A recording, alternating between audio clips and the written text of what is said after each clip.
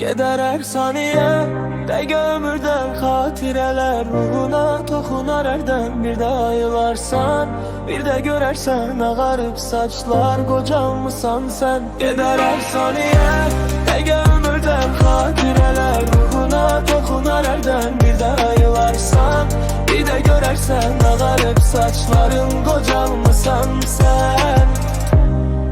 Geçən bu ömürdən əldə etdim, düşünüb xəyala dalacaqsan sən.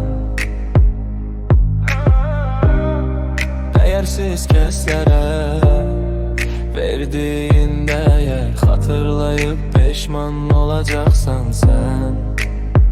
Hər bir deyilən xoş sözə aldanma amandır. Dost tək görünən hər kəsi dost sanma amandır. Her bir deyilən xoş sözə aldanma amandır.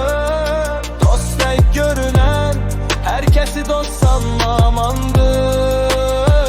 Zaman hər insanın əsl üzünü göstərəcəkdir, görəcəksən nə qədər yaxşılar əslində yamandır.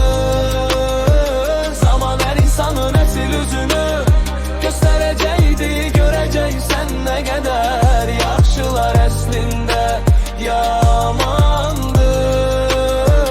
Gedər hər saniyə, dəqiqə ömürdən xatirələr ruhuna toxunar hərdən. Bir də ayılarsan, bir də görərsən ağarıb saçlar, qocalmısan sən. Gedər hər saniyə, dəqiqə ömürdən xatirələr ruhuna toxunar hərdən. Bir də ayılarsan, bir də görərsən ağarıb saçlar, qocalmısan sən.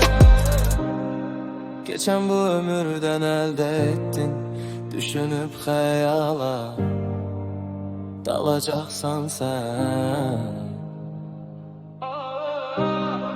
Ərsiz kəslərə verdiyin dəyər xatırlayıb peşman olacaqsan sən.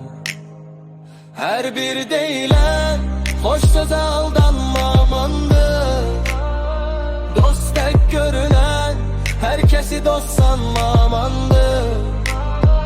Hər bir deyilən xoş sözə aldanma amandır. Dost tək görünən hər kəsi dost sanma amandır.